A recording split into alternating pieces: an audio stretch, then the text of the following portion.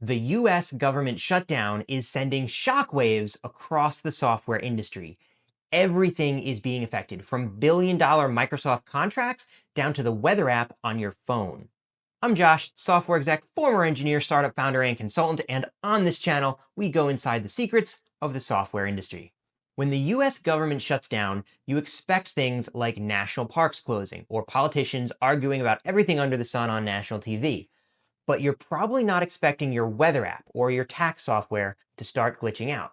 And if you did see those things happening, would you even realize it was actually because of the shutdown?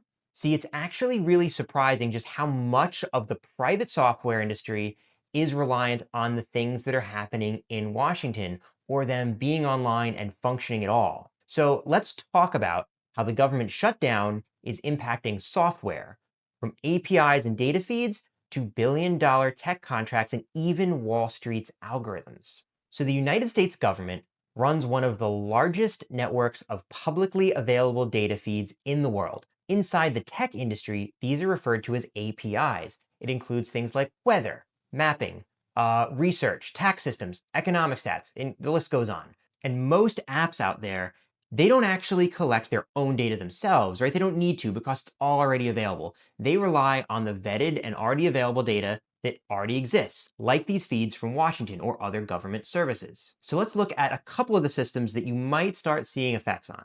So every time you open a weather app, you're seeing data from the NOAA. That's the National Oceanic and Atmospheric Administration. It's a mouthful to remember. Now, during a shutdown, a lot of the NOAA team is deemed critical employees, right? So they're still staffed. But, make no mistake, they're still short-staffed as it is, let alone during a shutdown. So, while the base systems will stay online, the data flowing out of them, those APIs, those feeds, it's not going to be patched. The validity is going to suffer. And the longer the shutdown goes on, the further into disrepair those feeds are going to start to fall. So you could see things like the Weather Channel, Apple Weather, or even airline dashboards start drifting a little bit out of sync as time goes on, and those systems get further and further away from their last patch and the last maintenance. The data may look fine on the surface, but it's slowly going stale and slowly getting a little more unstable. Right? Another example is tax software.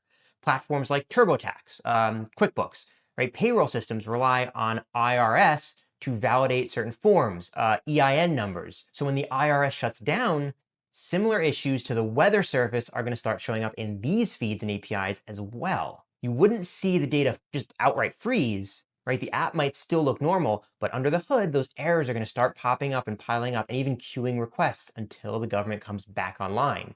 And again, it's starting to get slowed down and out of sync without that standard support and maintenance. But the infrastructure side, what we've been talking about up to now, that's not where it stops, because the US government isn't just a data provider. It's also one of the world's biggest software customers. So the federal government spends over $100 billion a year on IT and software contracts. Everything from cloud hosting and cybersecurity to payroll and mapping tools and even military logistics, right? And during a shutdown, payments stop going out, right? Contracts get suspended. Things like RFPs, that's a request for proposal. It's a bid on a new project effectively. Those stop going out. And you know the saying, follow the money. For big companies like Oracle or Palantir, that means they have to switch priorities, reset dev teams, and there's a lot of internal changes to adapt and cover the funding gaps, right? And that'll ripple over into other areas of their business, which is going to slow down that whole process across the business. But for smaller companies, it's even more drastic. There's companies out there where the government might be 50% or more of their monthly or yearly income. And then that work, it's paused entirely, right? And so that means that their teams, they're not doing work, they're not getting that funding in. It affects their non-government customers and contracts then just as much, right? So that ripple caused by the shutdown, it just keeps spreading. Government cloud bills to AWS or Azure, they get delayed. Infrastructure maintenance schedules, that gets pushed back. Smaller subcontractors, the ones that are actually writing all the code and doing all the work, they might not survive a long shutdown because they can't float payroll for weeks upon weeks without reimbursement, right? So this budget fight in Congress ends up stalling supply chains across the entire software industry. Finally, there is one more part that I mentioned in the intro, and that's the financial tech world, right? FinTech. So there's a huge amount of government oversight and agencies involved in the stock market, even though it might not always look like it. Things like the SEC approving new stock listings or rule changes, right? FINRA, they're going to slow down on compliance reviews. All that gets really slow. All those regulatory actions, those regulatory committees, they get put on pause.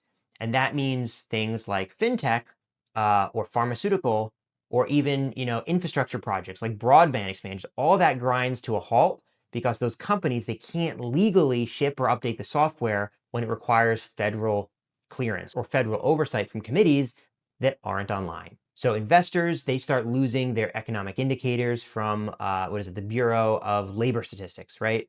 Or economic analysis. And those reports that feed straight into the financial software used by analysts, traders, algorithms, when that data stops updating, the markets, they start losing the information that they're basing decisions on, especially the algorithms. And that starts to lead to further instability. So that's where we're at. Feeds that drive the backbone of the internet are stagnating.